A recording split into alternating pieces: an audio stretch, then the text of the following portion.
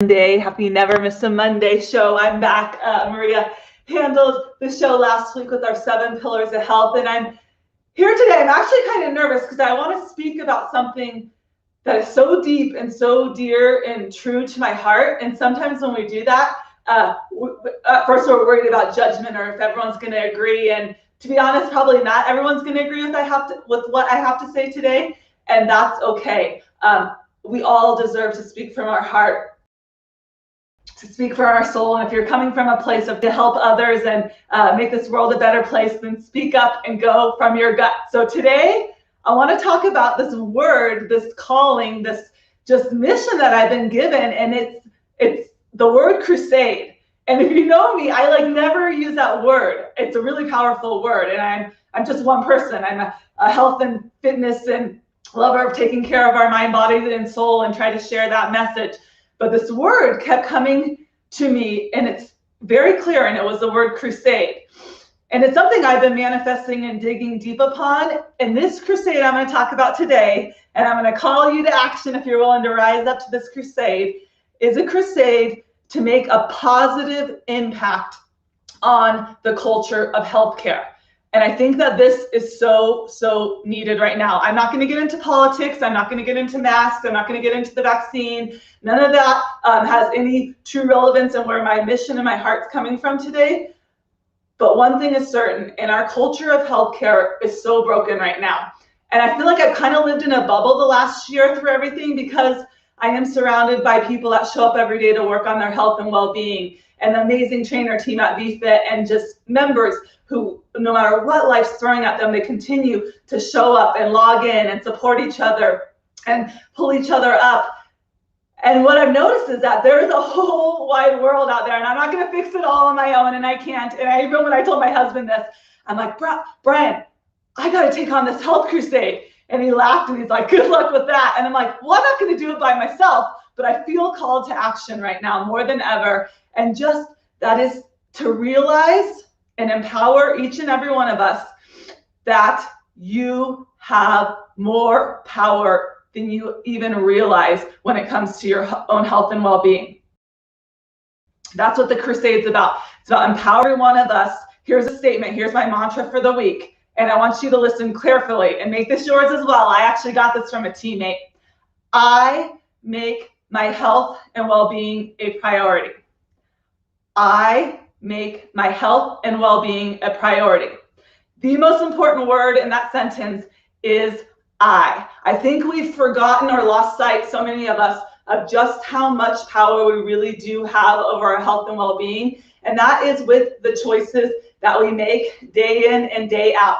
And here's what I've manifested and kind of come to realize, and where I really speak from passion. People are afraid, or they don't want to put in the work that it takes to be healthy. I'm going to put it out here right now. There's a whole industry out there telling you could take if it's a quick fix, it's a quick pill. There's something you can do to be healthy and strong and fit, and it's easy. That's a lie. It's not easy. There is nothing easy about being healthy and feeling good. But let me tell you, and what I teach my kids, and you know this to be true, anything worthwhile is worth putting in the work for. You're already putting in the work every day to live your life, right? Why isn't that work focused on your health and well-being? Why aren't you taking the time and effort? And of course, we all know what it takes to be healthy. That's not the problem here. Knowing and doing are different. Eating well, right? It's not just diet and exercise. They are a piece of the puzzle, but eating well, exercise, getting outside, managing your stress, right? Going to bed, being grateful, taking care of yourself, celebrating things. So I just feel I don't want people to lose sight. Coming out of this pandemic, we've all been rocked and rolled, and we all have a different story to tell. But over this last year, and this is where it hits my soul deeply, is if we don't come out of this more focused on our health, more focused on our well-being, more focused on where I control the controllables, instead of putting it off to all those excuses or to I'm too busy, as everything starts to happen again. Don't fall back into that place where you're so busy doing everything for everyone that you forget about your own health and well-being. And this is where I feel the part that some people don't agree with. Well, I've got to take care of everybody else. I've got to do this. I've got to be here for this person. Each one of us is unique and individual and has something special about us that we were brought to this world to share and to help others and to serve, right? That's the heart of every human being. That's our purpose. And you cannot live that purpose. You cannot live that purpose if you are not taking care of your mind, body, and spirit. You absolutely cannot live to your highest purpose and your highest level if you are not taking care of your mind, body, and spirit.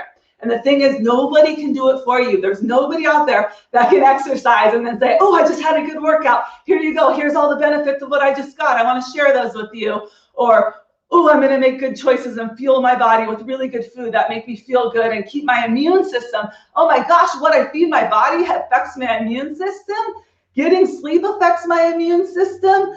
Being grateful, right? Not giving into all this fear and hysteria. So I just feel this crusade is that we need to speak up. Those of us that really feel passionate, and my trainer team, VFit members, some of you that are doing other things, like if you have a passion for health and wellness, if you're doing things that work for you, and don't be afraid to talk about, yes, it's hard work. I spend a lot of time to be healthy, to take care of my family. I invest money in good food. I invest in coaches. I spend a lot of time on my physical body where my soul and my spirit are housed, right? It's not, there's no easy, quick fix for this, but it is worth the time. It's worth the effort. There's amazing communities out there. And so many of us have we're almost like shamed, to be honest, shamed about talking about the work it takes to be healthy and I can look back to 2 points in life, and I won't go, and I've talked about these stories before, and it almost brings me to tears.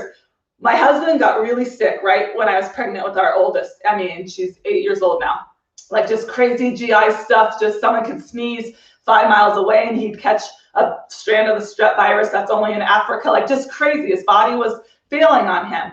And so we did what everyone would do, and we started by going to doctors and trying to find answers and doing tests and had surgery and spent thousands of dollars and hours and just time trying to get the answer. And sometimes the medical field will give you the answers and thankfully can help a lot of things. But in this case, they couldn't. And it wasn't until we said, you know what? There's got to be something that we're not doing that could help and fix you. And so we started to take matters into, and this is when my passion for food and what you eat and what you feed your body really, really changed. And even though that was a hard time in our life, I'm so grateful for it because now I have an appreciation for the way we take care of our body. And so anyways, over the course of time, my husband changed what he was eating, changed his level of stress. We changed our lifestyle. And thankfully that happened before we had our first daughter. And now we've been able to instill that in our kids and our family. The second example, when I was trying to get pregnant, when we were trying to get pregnant and my body wasn't having it, I had a couple of miscarriages. I just couldn't stay pregnant. And that was so hard to understand and come to terms with. And I started with anger and resentment. And then again, what are the answers? Why isn't this happening? What am I not doing right? And that's when I found fitness, group fitness, and that changed my life. And I realized, oh my gosh, I can love my body and honor my body and be thankful for what it can do for me by this community of like-minded people with similar value systems. So those are just 2 examples in my life, but I believe with this whole pandemic, and it shakes me to my core that like we have a duty. And I'm gonna speak, like we have to come out of this wanting to work more on ourselves, wanting to invite others, not being shy about talking about taking care of ourselves and like how fulfilling it is, and how you even know if you've been down with like a cold or, you know, last week I had like allergies and I'm like, oh, I don't like not feeling 100%. Like, don't take your health for granted. So right now we're gonna have a couple fun things coming up at BFit to help everyone kind of rise in this crusade together. But I invite you to use your voice, to be that lighthouse, to be that example to others. And it always starts by taking care of yourself. You can lead a horse to water, but you can't make them drink. But I believe when people are ready, if we all continue to be that lighthouse, to talk about it, right? To not just be like, oh yeah, I work out. Like, no, you don't just work out. You respect your body. It makes you a better person. It gets your mind right. Like, talk about this more. I think this conversation needs to be spoken more. And I just think our culture needs a shift. It needs a crusade, a restart, a reboot. I mean, I gave the example the other week on Facebook about Krispy Kreme man, not all of you agreed with me, and that was okay, but it is. And of course, Krispy Kreme is a donut company. They're just trying to monopolize off of that. But giving people free donuts for getting the vaccine was just, to me, a prime example of so much of that's wrong in our culture with healthcare right now. Because you're giving, you know, nothing wrong with one donut. I'm not going to go into it here, but it was the premise of like, you're enticing people who we know that have diabetes, heart disease, all these problems. COVID affects them greater. We're not fixing anything that's broken, and that bothers me because we can do on things. We can actually get to the root of things, start to change generations, change our kids, the way they grow up, to look at healthcare and self-care, and it starts. And so I'll leave you with that message.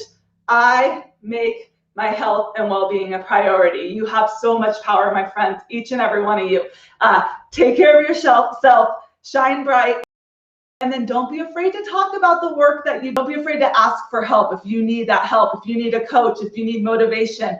You don't have to go at it alone. You have to do the work, but you don't have to do it alone. So with that, I just hope this message speaks to somebody today. Share it to your heart.